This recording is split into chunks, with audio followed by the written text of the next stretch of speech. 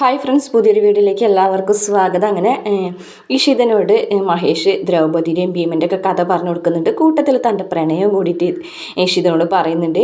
ഈ ഭീമൻ്റെ പ്രണയം ദ്രൗപദിക്ക് പോലും മനസ്സിലായിട്ടില്ല എന്നൊക്കെ പറയുകയാണേ.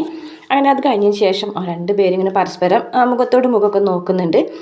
മനസ്സിലുള്ള ഒരു പ്രണയം അങ്ങോട്ടും ഇങ്ങോട്ടും തുറന്ന് പറയാതെ ഇങ്ങനെ അവർ കിടക്കുന്ന സമയത്ത് അങ്ങോട്ട് ഒരാൾ തിരിഞ്ഞു നോക്കുമ്പോൾ ഒരാൾ അപ്പുറത്തേക്ക് തിരിയും, പിന്നെ ഒരാൾ തിരിയുമ്പോൾ മറ്റാൾ അങ്ങോട്ട് തിരിയും.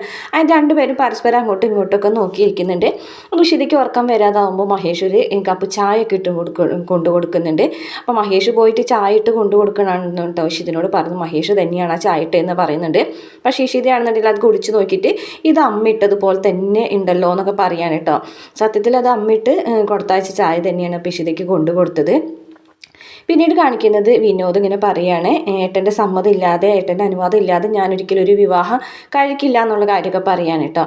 എന്തായാലും ഇഷിത പിറ്റേ ദിവസം തന്നെ മനസ്സിലാക്കാണ് മഹേഷ് ചായ ഇട്ട് കൊണ്ടുവന്നത് സ്വന്തമായിട്ട് ചായ ഇട്ട് കൊണ്ടുവന്നതൊന്നുമല്ല, അമ്മനെ കൊണ്ട് ഇഷിതയ്ക്ക് വേണ്ടിയിട്ട് ഒരു ചായ ഒക്കെ ഇട്ടിട്ട് കൊണ്ടുവന്നതെന്നുള്ള കാര്യമൊക്കെ മനസ്സിലാക്കുന്നുണ്ട് കേട്ടോ. അപ്പോൾ അത്രയാണ് പ്രമോല് കാണിച്ചിട്ടുള്ളത്. വീഡിയോ ഇഷ്ടപ്പെടുകയാണെങ്കിൽ മറക്കാതെ നമ്മുടെ ചാനലൊന്ന് സബ്സ്ക്രൈബ് ചെയ്ത് സപ്പോർട്ട് ചെയ്യണം കേട്ടോ.